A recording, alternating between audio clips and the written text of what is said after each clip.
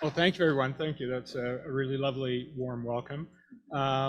So I'm one of the founding partners at Public Architecture and Communication, and we are delighted to be the architect for the Vienna House project, which is a social housing project here in Vancouver. And there's sort of a funny story about why is it called Vienna House? What does it have to do with Vienna? How's that for sound? Can everyone hear me? Could be a little bit louder.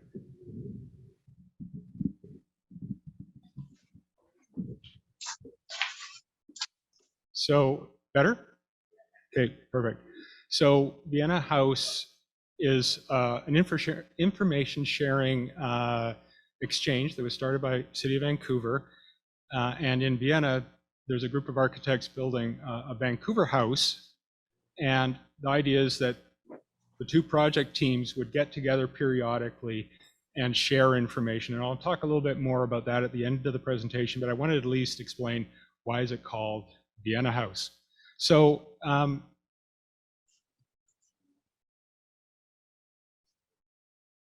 before I jump in too much, I also want to do land acknowledgement. Public acknowledges that the land that we gather on today is the unceded ancestral territories of the Musqueam, Squamish, and Tsleil-Waututh nations.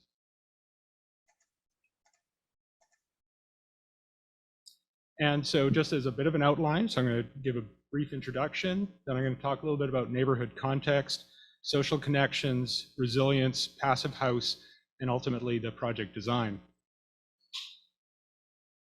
So by way of an introduction, our Vienna House project is located in East Vancouver.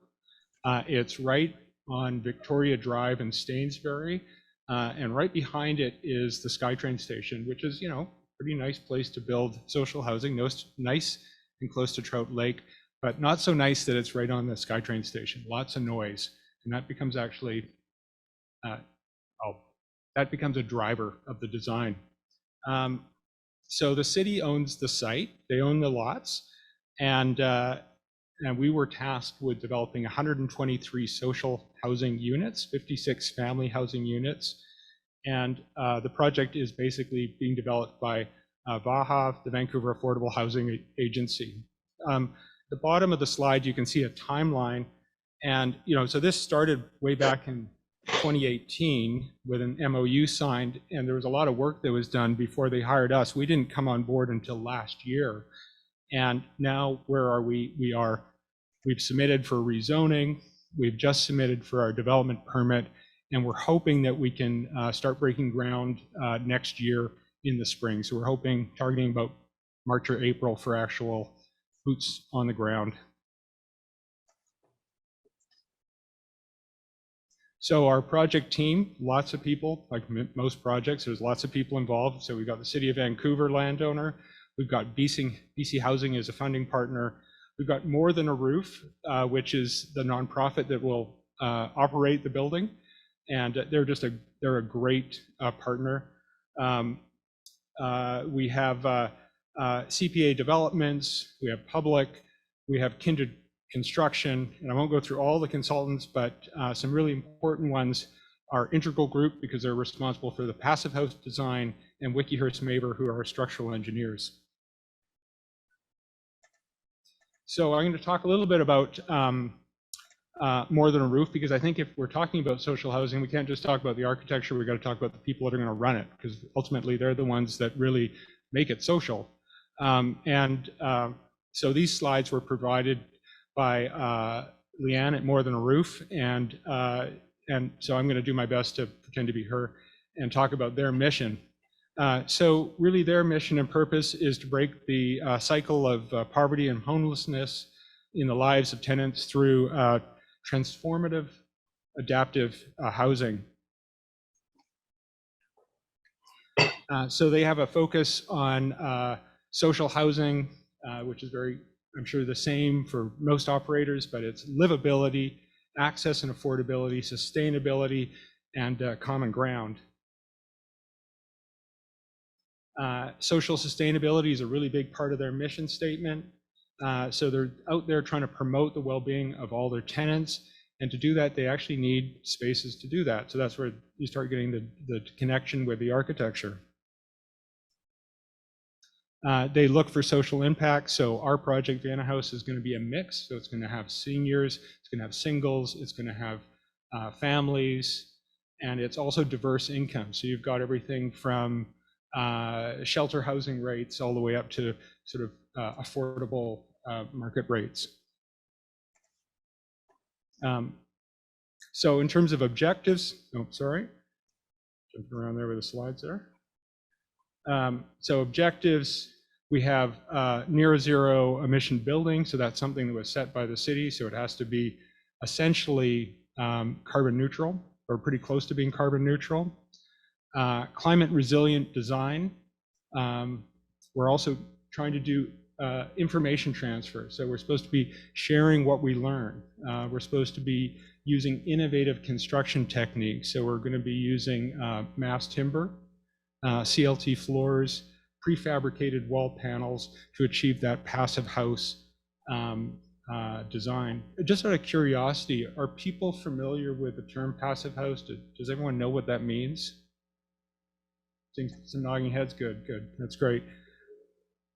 Some no's over there. Okay, I'll get into that in a bit, but that's good to know.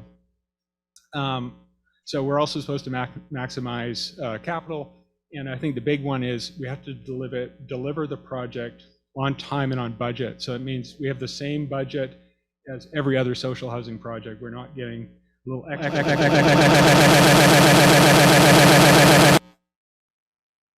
So our building program, and this is super regular. All the boxes that you see, all those kind of red boxes, are the units. We've got the singles, we've got the studios, we've got 2 beds and 3 beds and 4 beds. And then the little gray boxes are the common spaces, the ones off to, I guess, the right side of the slide. I'm getting a little turned around. So that's not a lot. You know, most of the spaces are private in the building, and somehow you got to start making. How do you make social connection when you've got only, you know, an amenity room, which may be about the same size of this, and we've got a mail room and an office room, and a laundry room. We don't have a lot of spaces where people can meet and congregate. And I think that's really a big question that we need to ask ourselves when we're developing social housing. Why can't we have more shared spaces? But I think that I'll get to that later. So in terms of mix, we're achieving 40% family housing units, which is pretty good. 100% are adaptable, and we're doing 10% fully accessible. So in terms of social connections, and this is jumping back to MTR, More Than a Roof, they do a variety of things in their buildings. So one of the big things that was a kind of a generator is they tell us that they do communal meals. So they organize regularly in their building communal meals where everyone gets together and you have a shared meal. And so how do you do that? You kind of need, again, you need spaces to do that. They organize barbecues, they have groups and volunteers that organize coffee nights and study groups, and people, helping people write resumes and all those sort of things. So there's a lot of activities that happen through the year to help people just get more connected, to get to know their neighbors. They do information sharing, so there's social calendars, and there's community newsletters as well. So in terms of the, jumping back into the kind of neighborhood context, where's the project? So hopefully everyone can see the little circle there. So that's where the Vienna House project is going. And as I said earlier, it's right on that SkyTrain line. And it happens to be also right where the track bends, which is significant in terms of acoustic noise, because as those trains go around that corner, it just gets louder. That's the negative side, but as I said, also it's very close to Trout Lake, so it's got great amenities. I walk in that park 3 or 4 times a week. It's got schools nearby. It's in kind of a emerging middle density neighborhood. It's great to see kind of all this 4 and 6 and 8-story development going up around it. So it's kind of making a really nice walkable urban neighborhood. In terms of transit, obviously there's SkyTrain stations that are pretty close.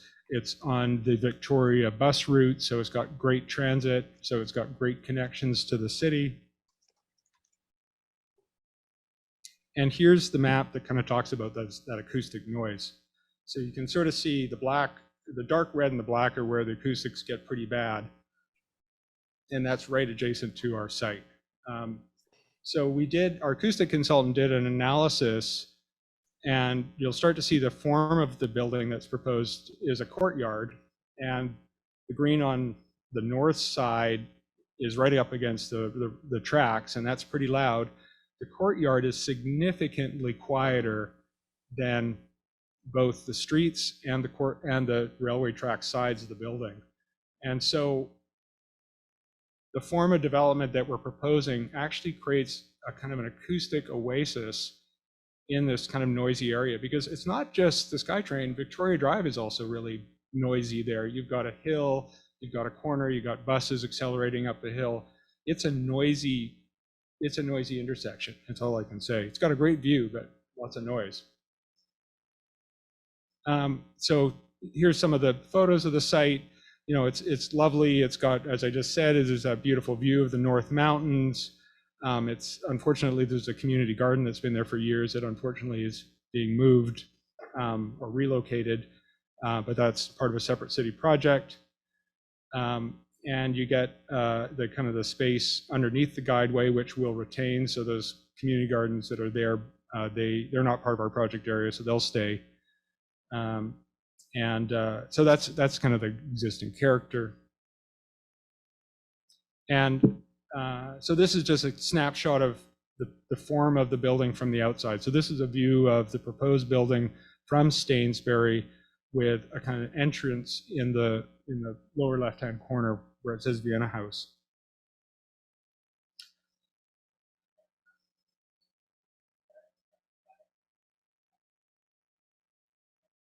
Which one? That one's staying. Yeah. And so we're building up against it, and we're kind of, careful alignments. So one of the big decisions, and the main story I want to tell today is, for those of you who were here yesterday and heard Bruce Hayden's talk. So Bruce and they offered, do you have a project that you could run through their new software? And we said, yeah, we got this project. And so we did multiple massing options for the site. I think we did 12 different massing options. We presented that to the client with a full matrix of, which ones perform better. But the one thing that and through that process, the client decided on sort of two projects or two massings that they preferred. And one of them was a kind of conventional double loaded corridor, which is, a long corridor with units on either side. And the other was a courtyard. So we called those affectionately the J scheme and the O scheme. So the J scheme was the regular double loaded corridor, and the O scheme was the courtyard scheme. And these we gave to Bruce's office to run through their Fluids software. And out of that came information about the number of encounters that one would expect to find, the amount of social connection one would expect to find in a conventional building and a courtyard building. And I think intuitively we all understand that a courtyard building offers a lot more opportunity to meet your neighbors. You walk out your front door, you can look across your courtyard, you can see people, you can wave, you can say hi. In a corridor, you're really limited to who comes out the door at the same time. So what was wonderful about the software was that it actually demonstrated and gave us hard data that yes, a courtyard building does increase the number of social encounters. And this didn't even factor in any kind of programming, like the fact that More Than Roof has all this social programming, which would increase the number of encounters. It doesn't factor in anything about the quality of the landscape or where the kids' play space goes. So that is purely just about circulation. So I would say the courtyard scheme not only performs better, but it has the potential to even perform even at a higher level again. So through that, the client was able to make a decision to go with a courtyard form. And the important part is that it actually had a cost associated. We also did a costing at a high level. And the client, because of social housing, we have to be responsible with the money, but it was determined the courtyard building was about 3 to 5% more expensive. But as a project team, the steering committee could say, yes, we can support that. We're getting a higher benefit with more improved livability, and that justifies the additional cost. And it just means that as a project team, we have to find savings elsewhere. So it's not like the budget goes up. As I said earlier, it's just we have to be careful with how we spend money in other areas. So the other part of the story is around resilience, climate resilience. And I think all of this happened. We were going through design charrettes with the city during last year's heat dome event. So we're all we're in our homes dying, sorry, figuratively. Well, I know other people did. But it was incredibly hot, and we were going through all these workshops during that heat dome event. And so it was all front of mind about, the climate is getting worse. We need to adapt. We need to find good solutions. And the beauty of the courtyard scheme is it has something called cross ventilation, which allowed us to develop a scheme where the passive house units would have better ventilation so that you could open a window on one side of your unit and on the other and actually get air moving through your unit. Now, on really hot days, we appreciate there's times of the days where you need to shut your windows down because you don't want that hot air coming in. But where it comes in handy is in nighttime flushing.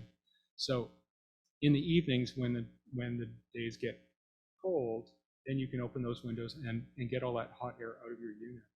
And our energy modelers at Integral were able to demonstrate that with the courtyard form and with cross ventilation and with good exterior shading, and we are going to have shades on each window, on the outside of the windows, good old-fashioned, roller shades, that actually reduces the number of overheating days dramatically. I don't have the number on the top of my mind, but it dramatically reduces the overheating days.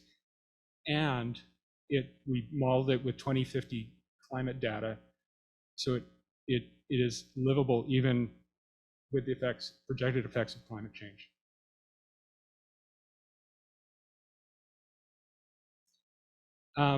So, it also starts to generate a kind of a character. So this is an image of the courtyard where we have larger walkways than are needed by code.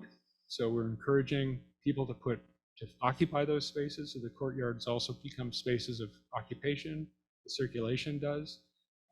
You can walk out your unit, meet your neighbors, have a coffee. So you start providing spaces for people to informally gather. Now I'm going to talk a little bit about the passive house.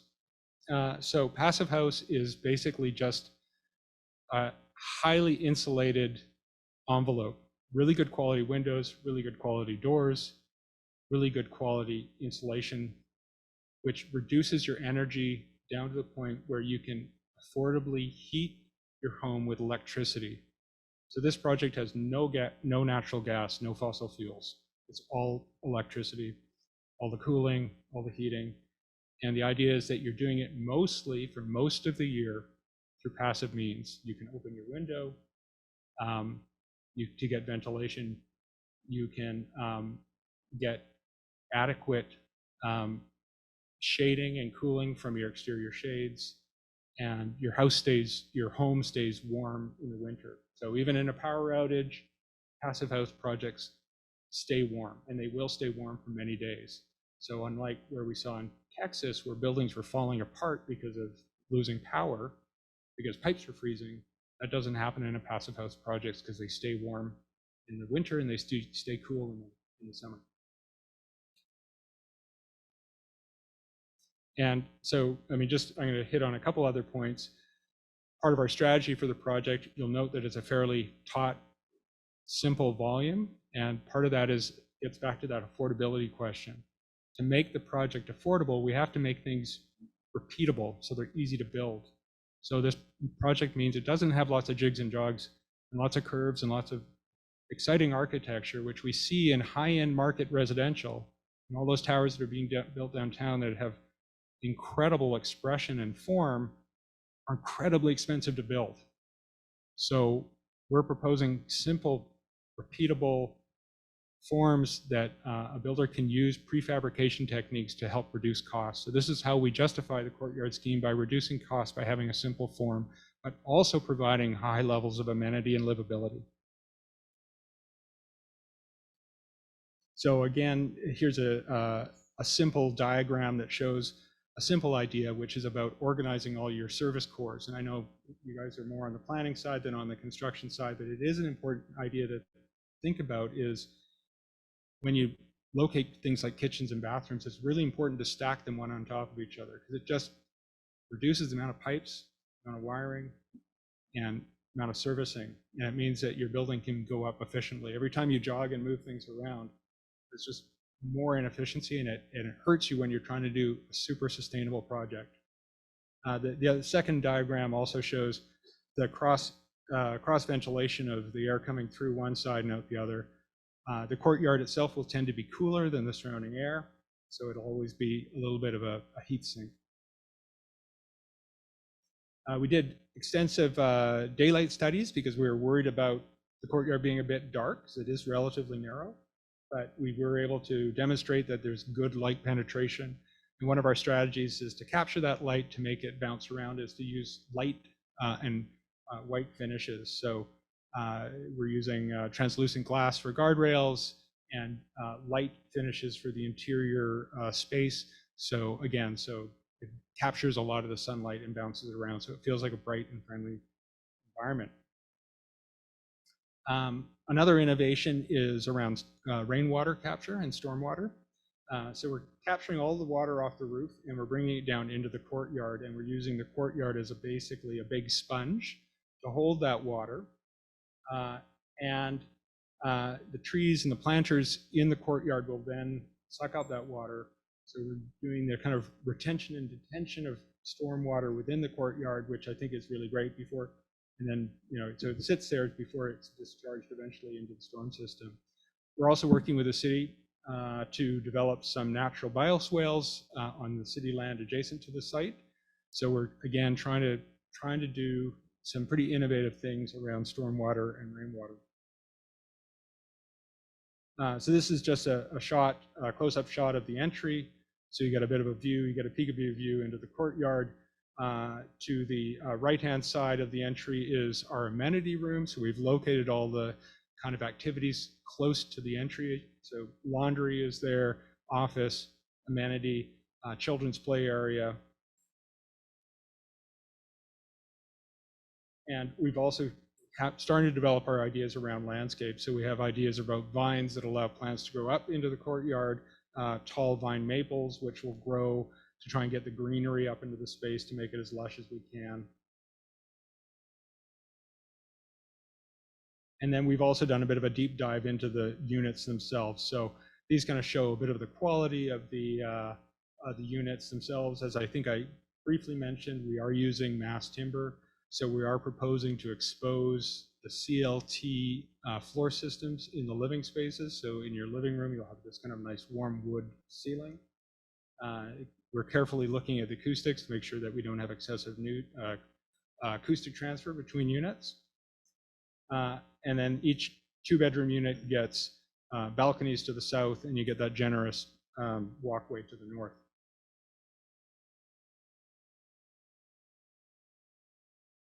And our courtyard design, so again, here you're starting to see green space that kind of rings around the building. The courtyard has these large planters and trees.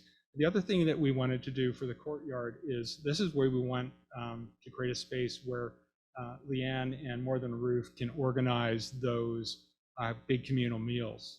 So the amenity room, which I said, it's about this size, can spill out into a larger space into the courtyard, and they can have outdoor eating, dining, birthday parties, and all those things. So again, it's about that adjacency. It's putting things next to each other so that there's flexibility, and the users and the people that live there can create a variety of social. They have the space to enjoy a variety of social events. So it can be programmed in an informal way where there's just seating out there, so where your book club can get together.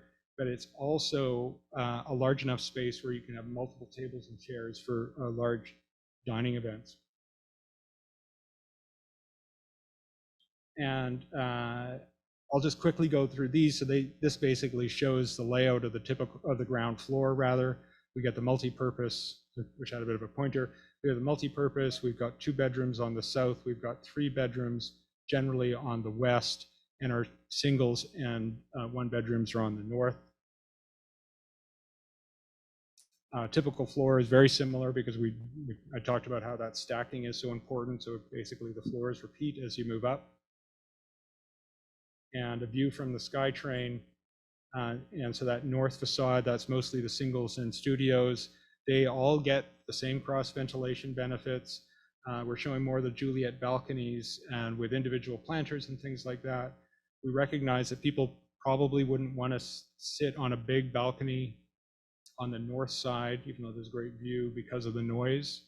And so that's why it's also important to provide all that shared amenity space in the courtyard, so people can go into the courtyard or go into the south garden to catch some sun or visit with their neighbors. So finally, just to wrap up, getting back to the information sharing. There is a website that tells a story about Vienna House and Vancouver House, what's happening in Vienna. It also talks about the case studies that are going on.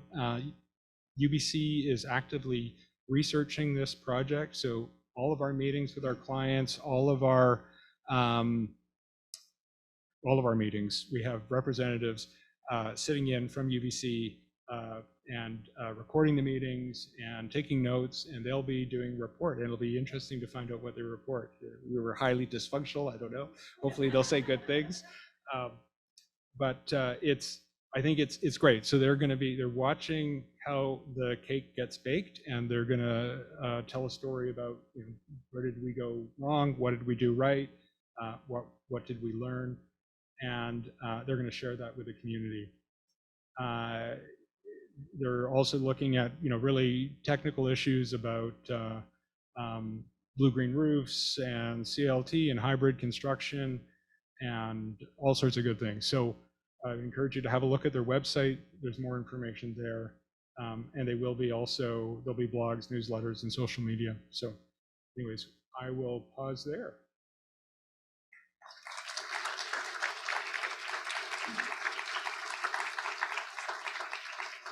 Thanks, everyone. So what do we do now?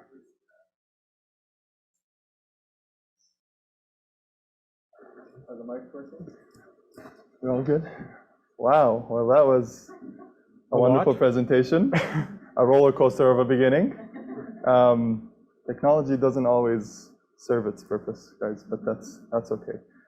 Because we were off to a great start, weren't we? That was really wonderful. John, I didn't get a chance to introduce you because of the chaos that happened briefly before you started, but you know, you've already heard from John. He's been in the industry for over 30 years, helping make buildings, places actually happen in the city. He's someone who's contributed to Vancouver in significant ways, and this was a really exciting project. How would you rate this in terms of, you know, the complexity of the projects that you've been on before? Yeah, great question. I think I would like to characterize myself as not being a specialist. Yeah. In my career, I've worked on many different houses, many different project typologies. We do work at SFU and UBC. We do lab projects. We do student housing projects. We do bus stops. We do wastewater treatment facilities. We do childcares. And most recently, we've been doing more social housing. And that's what we do at Public. And before that, I worked at firms like James Chang, where we did a lot of housing. I worked at KPMG in Toronto doing projects like the Richmond City Hall and Providence Care Center in Scarborough, which was like a care center for people with dementia. So I think all the through my career, most of the projects have unique challenges. And I think what's fascinating about Vienna House is that the challenges that we're trying to tackle are they become so critical because of what's actually happening in the world. Like, last year having the heat dome, having the forest fires, having the floods, is like, this is what this project's supposed to be helping solve these issues. Yeah. And it just made it felt this is really important work. Like I hope for the rest of my career I get to do 10 more of these or 20 more of these. Yeah. Like, it's just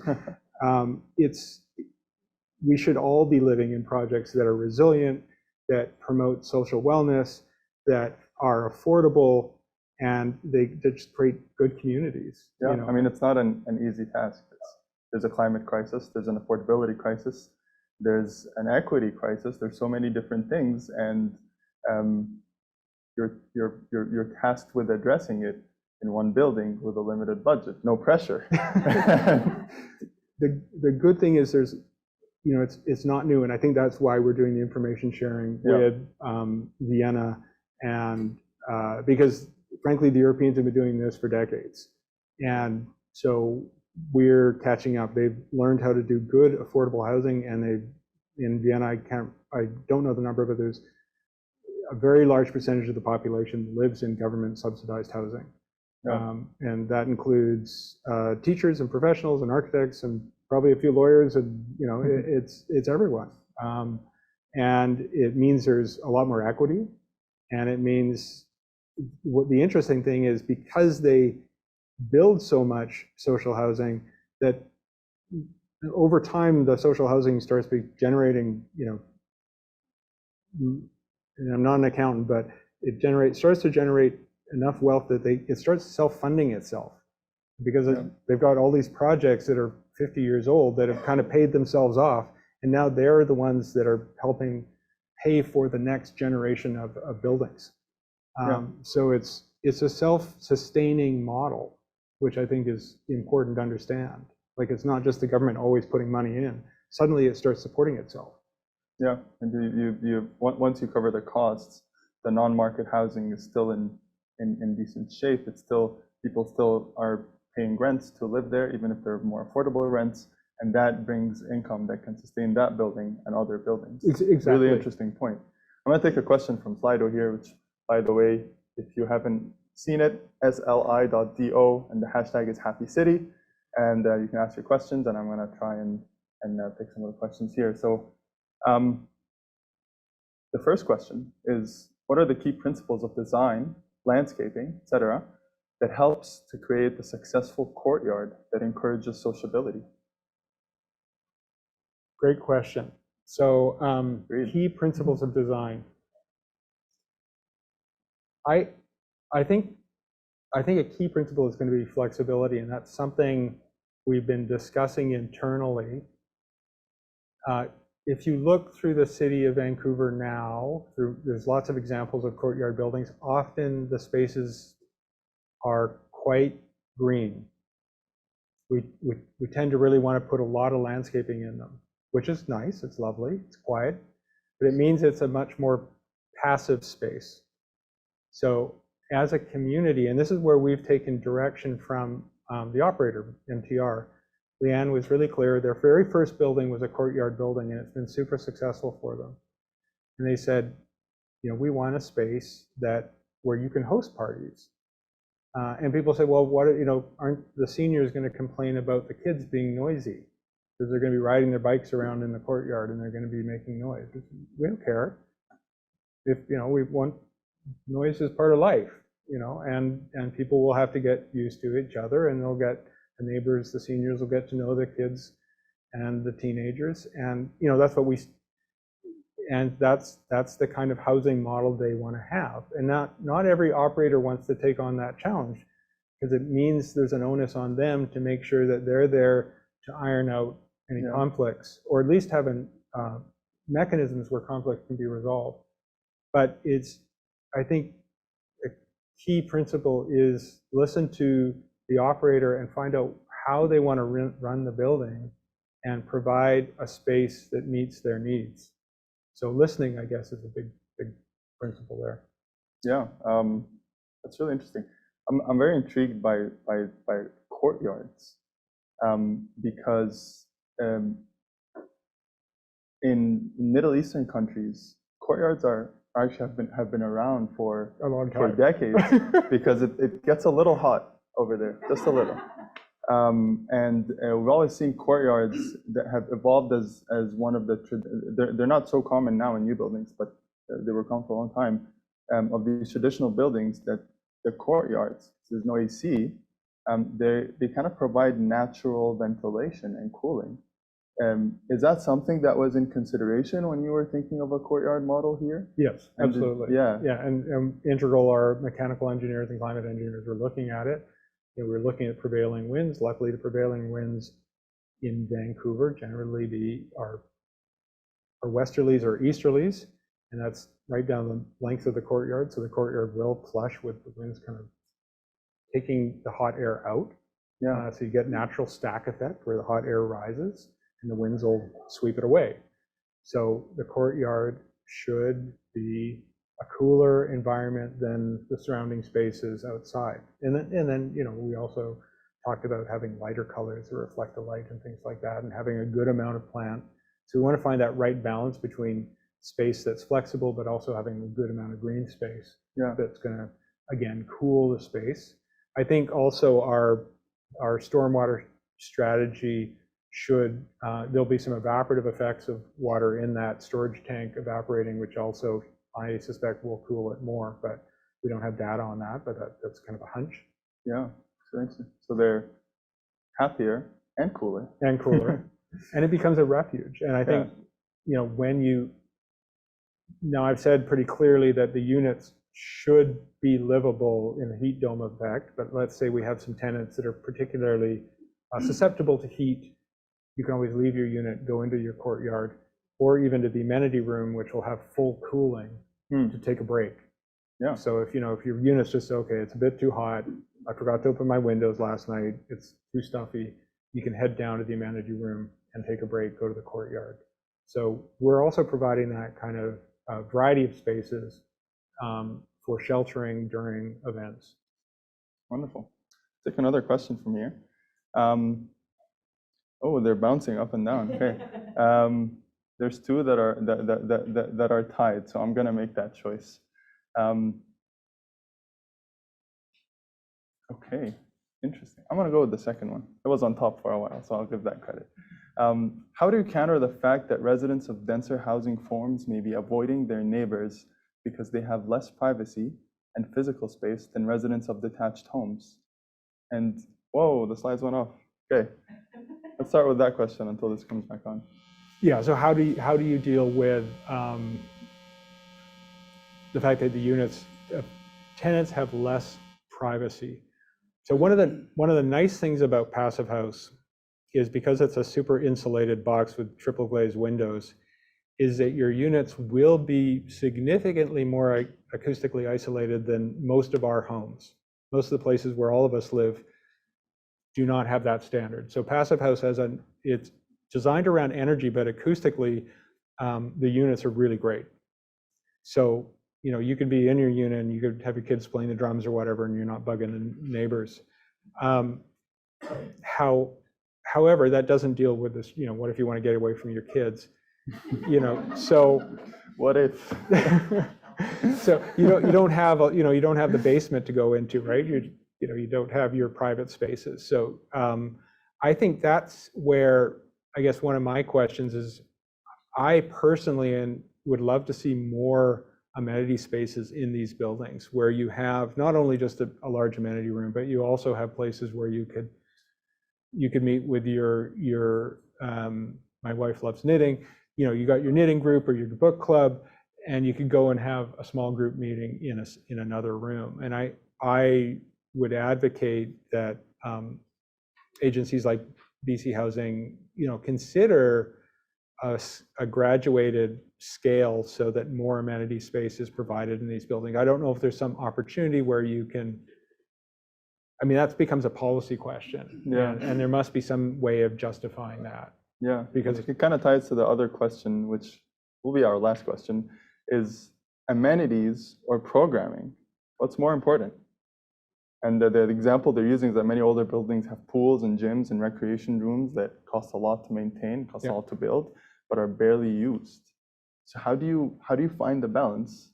And what's really, what would you say is more kind of more crucial to getting people to connect that way? Yeah, I think the social programming has to come first. I mean, Yeah. it's like anything else, and I've heard this anecdotally where, with friends that live in different buildings where there's no social programming, and they just, just never meet your neighbors. Like, there's never an opportunity to get to know people. So, I mean, I think this is the benefit of social housing. You generally have a nonprofit operator, and they can offer those benefits as kind of part of the package. But, even people that live in condo buildings, you pay your amenity fees. I'd rather personally pay some amenity fees to support social programming versus having a swimming pool that doesn't get used. Yeah. So I think the social programming should drive the amenities, and what's going to be the amenity space in the building. Yeah, it's really interesting. It's a fine balance, because you're saying, like, in a passive home, and especially with the way that you designed Vienna House, it's supposed to be that when you're in your home, you feel a little bit more privacy from others. There's less noise. There's less, it's more comfort within your home, which we're finding is really important, because when people live closer together, it's not living closer together that bothers people. It's feeling like you don't have a sense of control, like you can't get away from people if you want to. And that gives it a bit of a different perspective. And then having places to go outside, having the amenities is important, but also having the programming to make the amenities useful and provide the services that people actually need. I think that's really interesting. And thank you so much, John. That was really wonderful. I'm going to bring this Q&A to a close, and a big round of applause for John, please. That was, what a way to start. Yeah, thank you so much. Thank you so much. Thank you for organizing. Thank you. Thank you. Cheers. Yeah.